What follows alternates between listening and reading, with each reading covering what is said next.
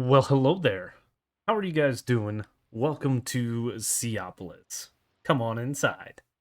I think we've actually done that intro before, but hey, we're running out of ideas.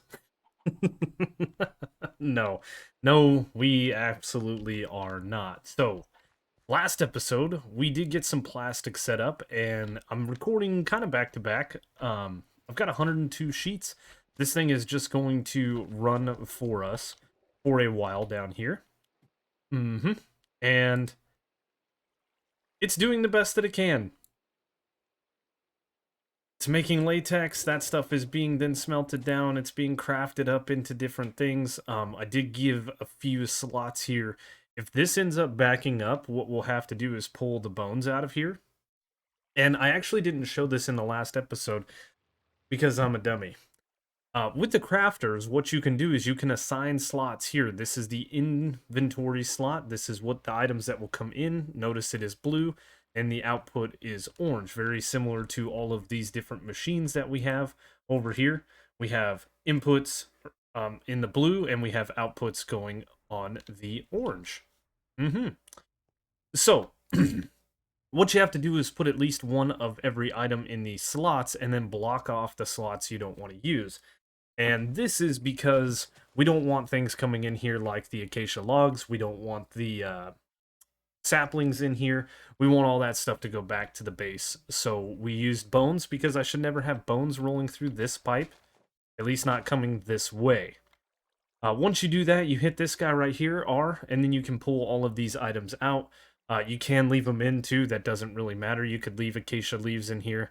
The plastic stuff, it's no big deal. You don't ever, in my opinion, you don't want to ever just assign one slot if you're doing a craft like this guy right here. I like to assign at least one slot per item, right? So, and by that I mean one slot per item in the crafting table. So one slot here, one slot here, one slot here, which is why I have 3. And then we have 6 slots here. And then the vines, I actually doubled this up. I shouldn't have. Honestly, I thought I was going to get a lot more leaves than I am. Yeah, it's only a 50% chance, but that is how that thing works, and I forgot to show that off. Now, off camera, I've been messing around a little bit with the base. You can see that I've got some glass going on there, and it's not normal glass. It actually connects to itself, and I have a piece here. It's called the clear glass. It looks just like the glass here, but it is different, in the fact that we can break it and pick it back up with a pickaxe, which is very, very nice. So our base is getting relatively small. We do have the undersides here that we could be doing a little bit of stuff with, but I have things filling these items up, or these places up a little bit, right? We have that all underneath there. I've got the redstone for the mob farm under there. I've got nothing really under that side, but we have the chicken over here on this side, and so we are running out of room. So I think what I want to do in today's episode is I want to get ready for that. I want to start expanding this base, and I'm thinking what we're going to do is we're just going to do a big bubble. Instead of having these little guys here, we're going to have one that goes out there basically from the back wall to the back wall, and then all the way around this base. So it'll give us all of these internal areas that we can start building stuff. We can redo some of these rooms. Some of these rooms, like the mob farm, I'm not going to redo. There's really no reason to redo this. I think it looks great, so we're going to leave it. Now, to get things started, we do need to start making ourselves some clear glass. And to do that, I actually need some diamonds. I need to actually make some diamonds and then throw those back in here to make diamond gears. To make the diamonds, I simply was taking a half a stack of coal and turning that into diamonds in the multi-servo press without the gear working die, and it worked. But I need 2 of these redstone servos, and then I also need to get some constant tan gears, and then I think I have some pistons. We might need to craft up.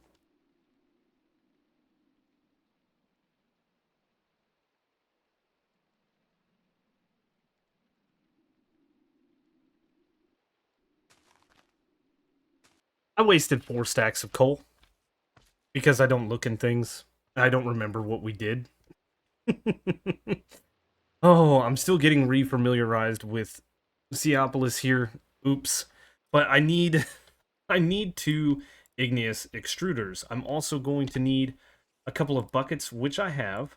One of these is going to need a little bit of water, which I think we can actually just take that bucket for now. I'm going to need lava as well, which is what I had up here on this screen, right?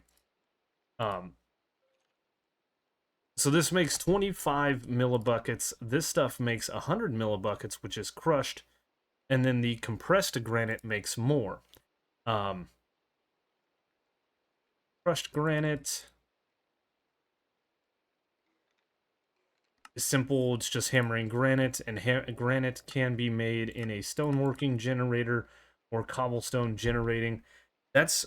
Huh, we cannot make it from the igneous extruder, huh? No doubt. But what I want to do is I want to start making some lava, which I have...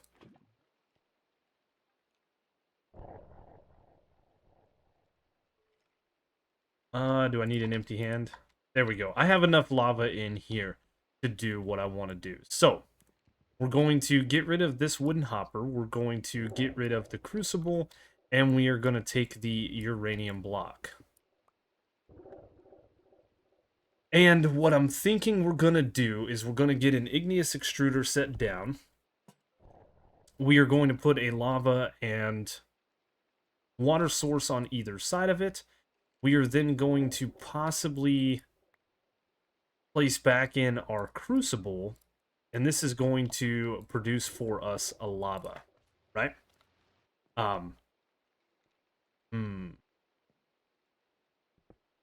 What if... Can I have it? Thank you.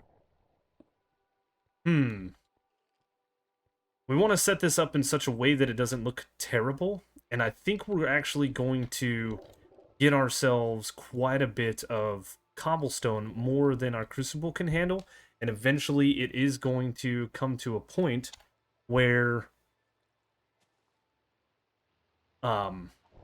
we could have a couple of these crucibles going. That's a fired crucible. That is a fired crucible. That is the same thing. Let's grab 2 of these, and then to make this guy, we just need 9 uranium, which I have right here. Okay. So, recipe got. So I think what we're going to do, this is all just planning, and it is really, really laggy over here. I do not know why. I might have to do a entity purge. I hope that fixes it. 101 entities, including myself, was killed during that. I think we've had some mob spawning and things killing one another.